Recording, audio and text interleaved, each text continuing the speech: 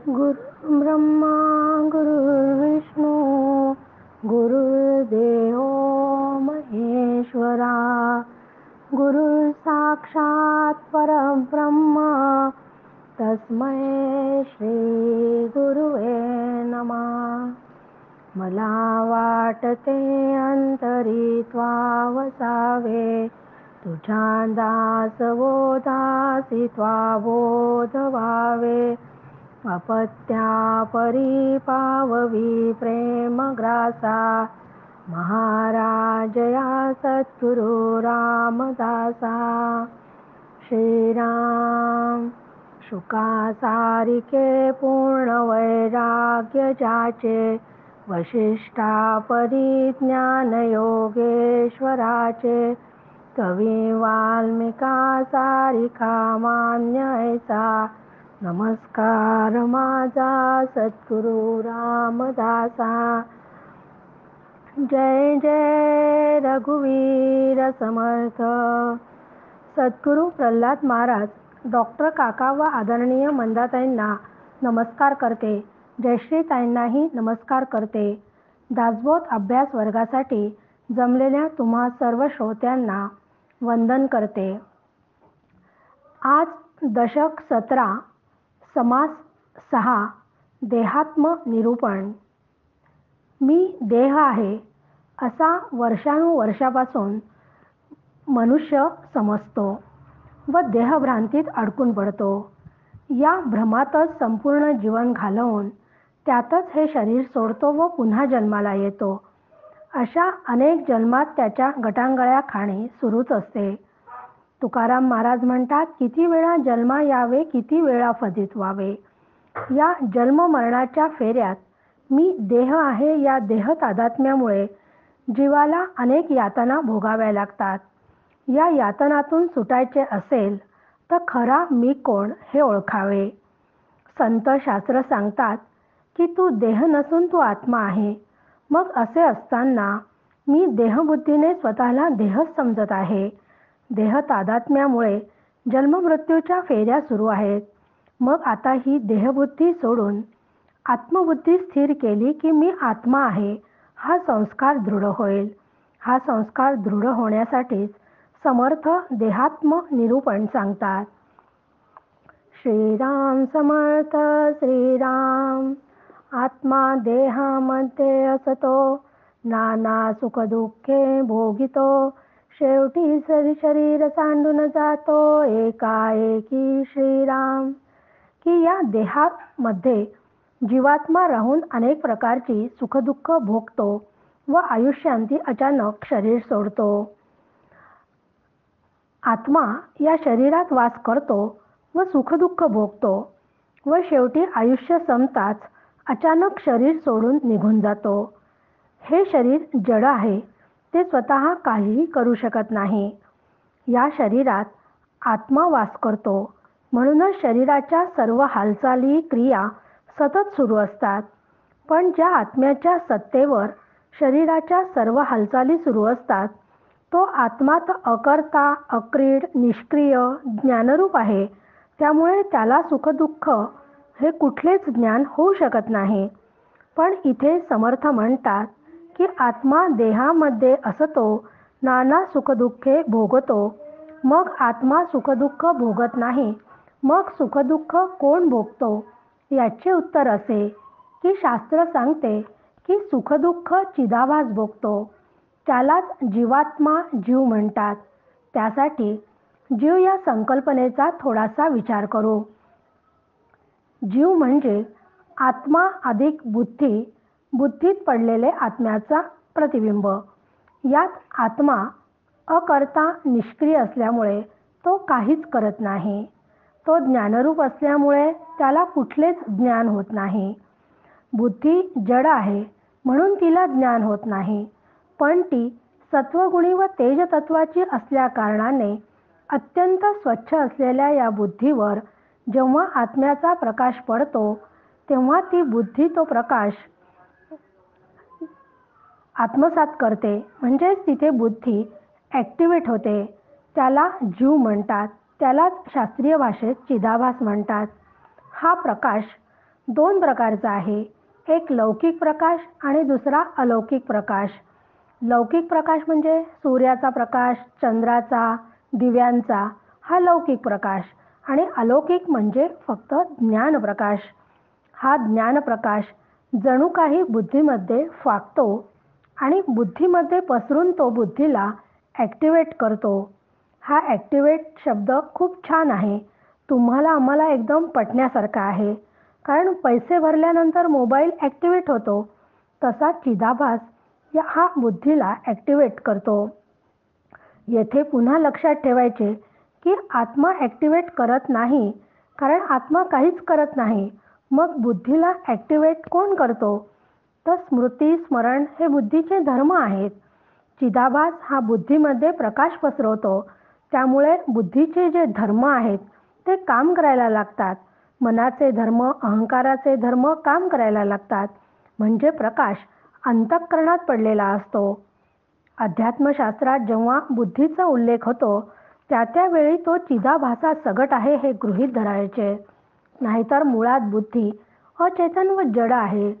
अशी ही ॲक्टिवेट असणारी झालेली बुद्धी म्हणजे चिदाभास देहाशी तादात्म्य पावतो तेव्हा त्याला ज्ञान होते. म्हणजे सुखदुःखाचा अनुभव येतो तेव्हा समर्थ त्याला जीवात्मा म्हणतात. जेव्हा आपण रेल्वेने प्रवास करतो तेव्हा आपली रेल्वे एका ठिकाणी स्थिर उभी असते आणि आपल्या अगदी बाजूने जवळून दुसरी रेल्वे जात असते. तेव्हा आपलीच रेल्वे चालली आहे असा भास आपल्याला होतो. कारण दोन्हीही रेल्वेमध्ये अत्यंत कमी अंतर असते. त्या अगदी जवळ म्हणजे इतक्या निकट असतात की त्या आपल्याला आपली चालत नसतानाही आपली रेल्वे चालते आहे असा भास होतो. अगदी तसेच आत्मा व जीवात्मा अगदी निकट आहेत. त्यामुळे जीवात्मा सुखदुःख भोगतो तरी आपल्याला आत्मा भोगतो असे वाटते. आत्मा कधीच काही करत नाही. तो कधी येत नाही म्हणून जातही नाही. पण देह तादात्म्यामुळे जीवात्मा मात्र या देहात राहून सुखदुःख भोगतो. आयुष्यभर हा सुखदुःखाचा लपंडाव खेळता खेळता अचानक हे शरीर सोडून जातो. शरीरी शक्ती तारुण्यपणी नाना सुखे भोगी प्राणी अशक्त होता वृद्धपणी दुःख भोगी श्रीराम. बाल्य, तारुण्य व वृद्धत्व अशा 3 अवस्थांमध्ये जीवात्मा जीवन व्यतीत करीत असतो व अनेक प्रकारची सुखदुःख भोगतो. तरुण वयात इंद्रिय अत्यंत कार्यक्षम असतात. म्हणून तर आपण म्हणतो ना की त्याचे तरुण रक्त असले की ते सळसळते आहे. त्या वयात शक्ती, जोश, ताकद, कुठलेही काम करण्याचा उत्साह असतो. त्याचे अन्न पचण्याची क्षमताही जास्त असते तरुण वयात. त्यामुळे या तरुण वयात माणूस अनेक प्रकारची सुख भोगतो. तर या उलट वृद्धत्वात शक्ती क्षीण होते. उत्साह, जोश, ताकद कमी झालेली असते. तेव्हा माणूस आपण म्हणतोही की मी आधी सकाळपासून रात्रीपर्यंत सतत काम करत होतो, पण आता मात्र मला थकवा येतो. आधी रोज मी 50 चकरा वर खाली करत होता, पण आता मात्र माझ्याच्यानी एक जिनासुद्धा चढणं होत नाही. खाल्लेले अन्न पचत नाही.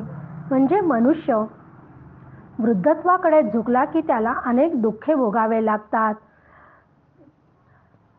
वृद्धत्वामध्ये मन सुद्धा खूप हळवे होते.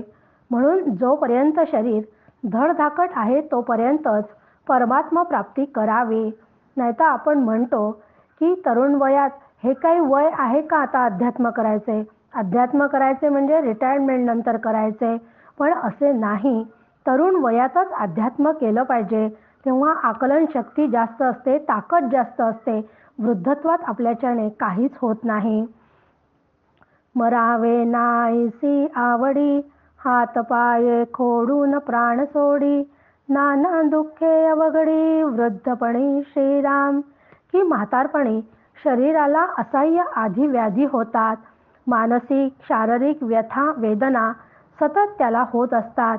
तरीही त्याला मरावे असे मात्र कधीच वाटत नाही. पण तरीही शेवटी हातपाय झाडून प्राण सोडण्याची पाळी मात्र येतेच. कारण मरण कधीच कोणाला चुकत नाही. देह आत्मयाची संगती काही एक सुख भोगिती, चरफडून जाती देहांत काळी श्रीराम. की देह अचेतन आहे, या अचेतन शरीराशी आत्मा तादात्म्य पावतो. त्याच्या या संयोगामुळे माणसाला थोडेफार सुख मिळतेही, पण शेवटी चरफडत मरावेच लागते. ते केवळ अविद्येमुळेच.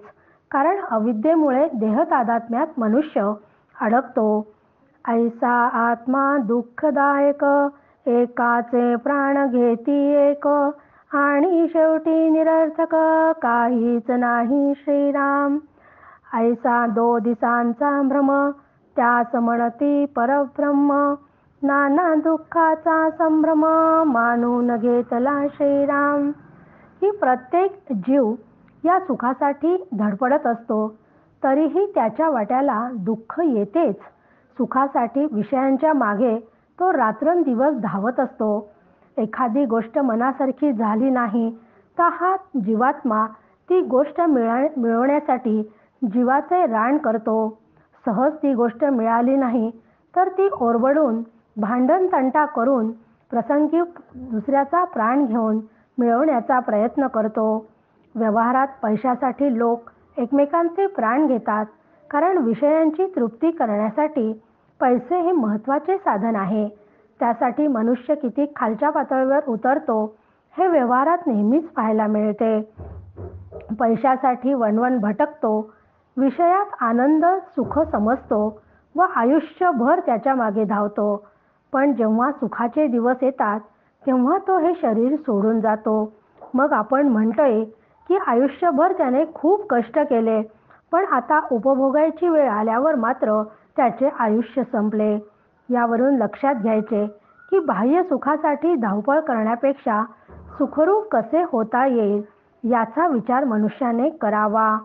अशा या क्षणभंगूर जीवनालाच भ्रमाने ब्रह्मरूप मानतात.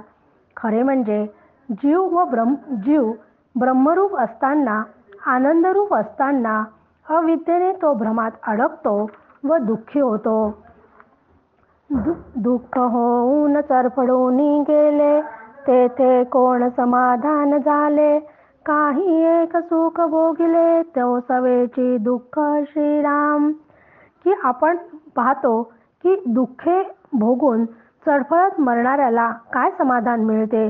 एखादे सुख मिळते न मिळते तोच त्याला दुःख भोगावे लागते.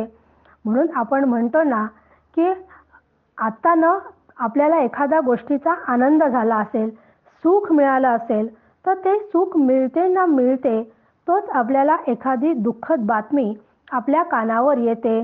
मग आपल्याला वाईट वाटायला लागते की म्हणजे त्या सुख येते ना येते त्याच्या पाठोपाठ दुःख येते. म्हणजे सुखाच्या मागे दुःख हे ठरलेलेच आहे. जन्मदारभ्य आठवावे, म्हणजे अवघे पडेल ठावे. नाना दुःख मोजावे, काय म्हणून श्रीराम. की माणसाला जन्मापासूनच्या सर्व दुःखांचे स्मरण केले म्हणजे किती दुःखे भोगले याची त्याला कल्पना येते. अशी दुःखे किती म्हणून मोजावी.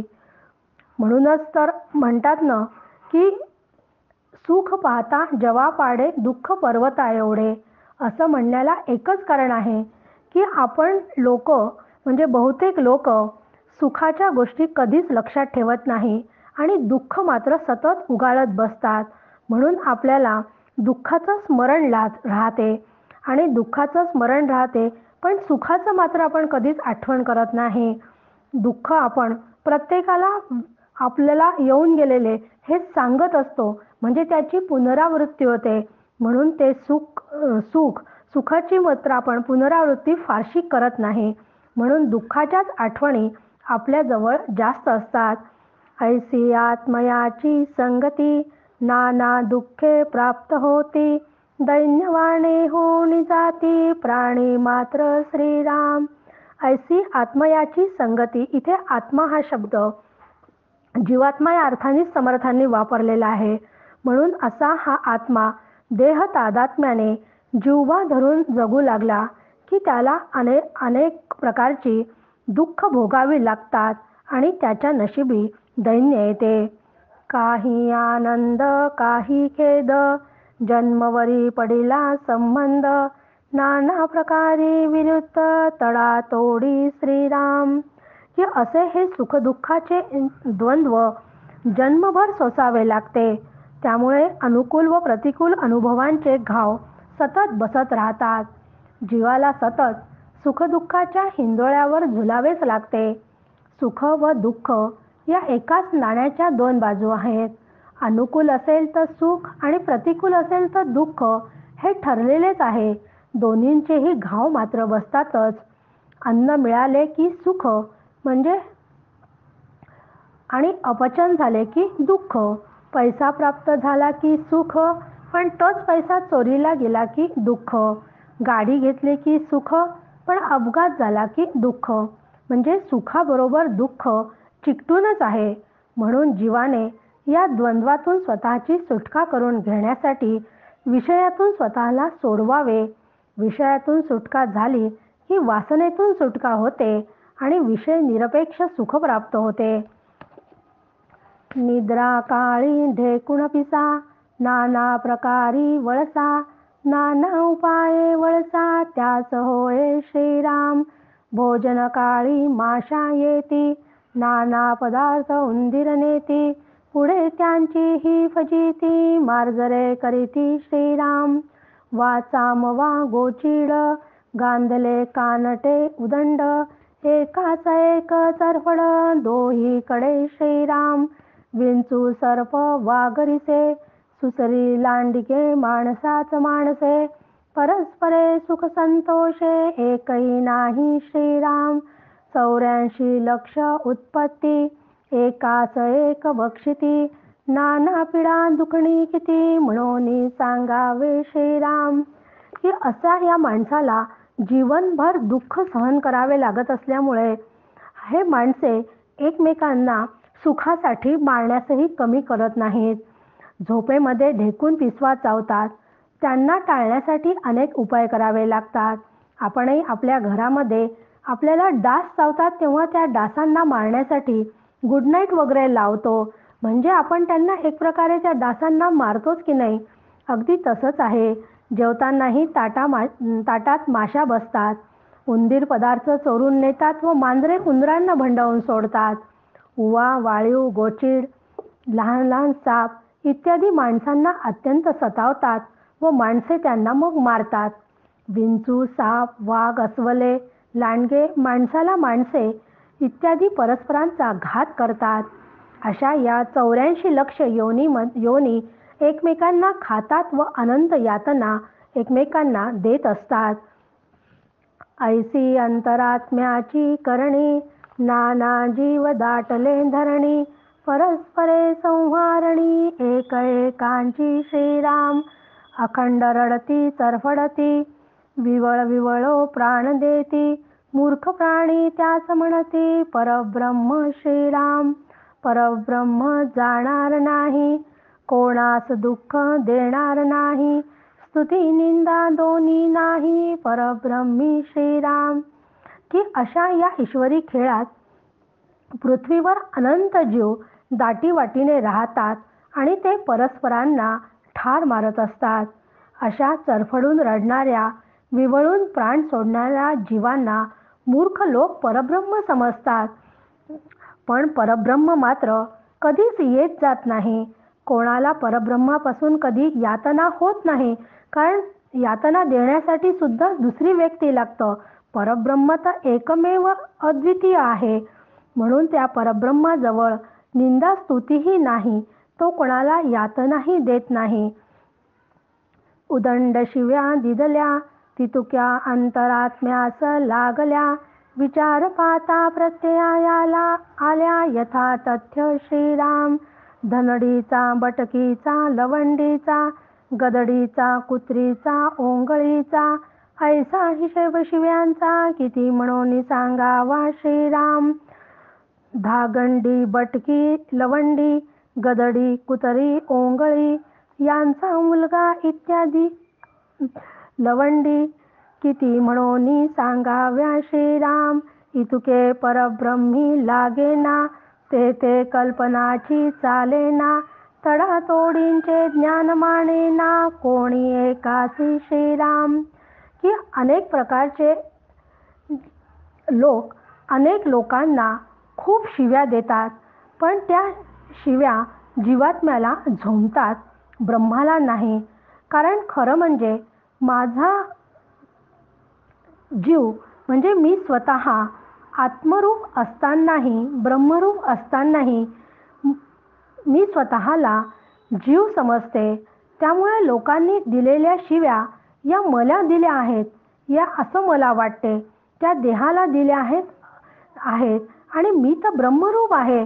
मग मला खरं म्हणजे या शिव्या मला नाहीतच, पण तरीही मी या शिव्या मला दिल्या आहे असे समजते.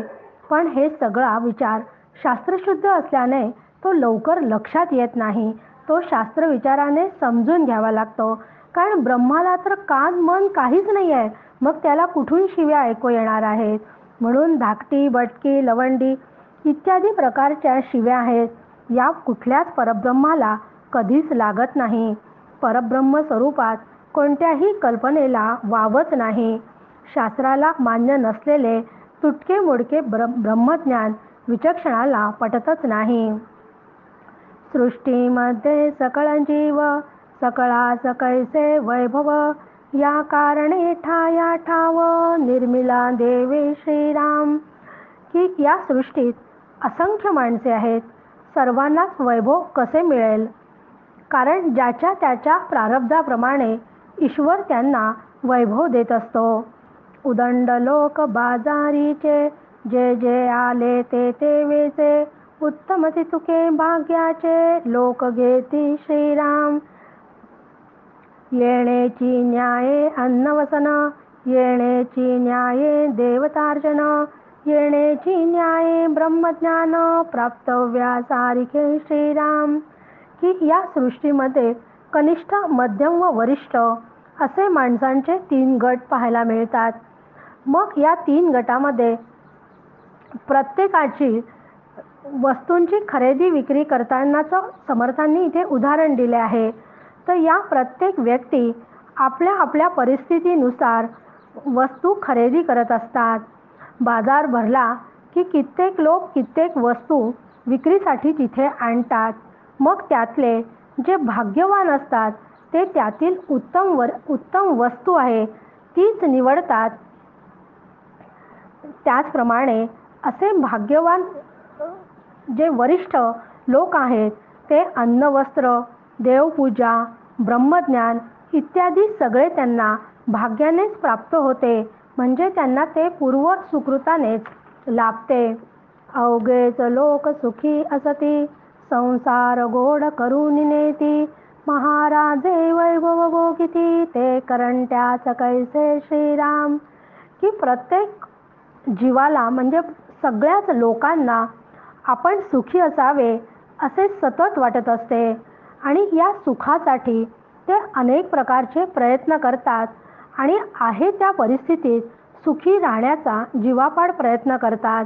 म्हणजे एखाद्याला 5,000 रुपये मिळत असतील तर ती व्यक्ती, ज्याला 50,000 रुपये महिना मिळत असेल ती व्यक्ती आणि ज्याला 5 लाख रुपये मिळत असतील ती व्यक्ती, हे सगळे जण आपला संसार गोड व्हावा, सुखी व्हावा यासाठी प्रयत्न करत असतात. त्यासाठी ते वाटेल तेवढा प्रयत्न करतात. पण मात्र मोठे मोठे जे सत्ताधीश असतात त्यांना भाग्याने आपोआपच वैभव प्राप्त झालेले असते, त्यामुळे ते आपोआपच सुखात राहतात. परंतु सामान्य माणसांना असे वैभव कुठून मिळेल. परंतु अंती नाना दुःखे, तेथे होते सगट सारिखे, पूर्वी भोगिली नाना सुखे, अंती दुःख सोसवे ना श्रीराम. परंतु माणसाला जर दुःख सोसण्याची सवय नसेल, सतत त्याला सुखाचेच अनुभव जर जीवनात आले असतील तर त्याला दुःख पेलणे अत्यंत कठीण जाते. आता पण बघा ना तुम्ही, लहान मुलांना आता जे म्हटलं ती वस्तू दिल्या जाते आणि ती वस्तू दिल्यामुळे त्यांना जर आपण एखाद्या वेळेस कधी नाही म्हटलं ते रडून हट्टीपणा करून ती वस्तू घेतातच, कारण त्यांना आता नाही म्हणायची सवय न राहिल्यामुळे त्यांना नाही म्हटलेलं सहनच होत नाही. पण त्याचे खूप वाईट परिणाम त्यांना ते भोगावे लागतील मोठ्यापणी. म्हणूनच इथं समर्थ आपल्याला सांगतात आहे की सरत्या जीवनातील अनेक दुःख सर्वांना सारखीच भोगावी लागतात. पण पूर्वजन्मामध्ये जर अनेक सुखे प्राप्त झालेली असतील तर उत्तर आयुष्यातील दुःखे सहन करण्याची ताकद त्या मनुष्याजवळ असू शकत नाही. कठीण दुःख सोसवेना, प्राण शरीर सोडीना, मृत्यू दुःख सकटजना, कासावी सकरी श्रीराम. ही अशी दुःखाची तीव्रता सहन होत नाही व प्राणही जात नाही. असे हे मरणकाळाचे दुःख मात्र सर्वांना सारखेच असते आणि त्याने जीव कासावीस होतो.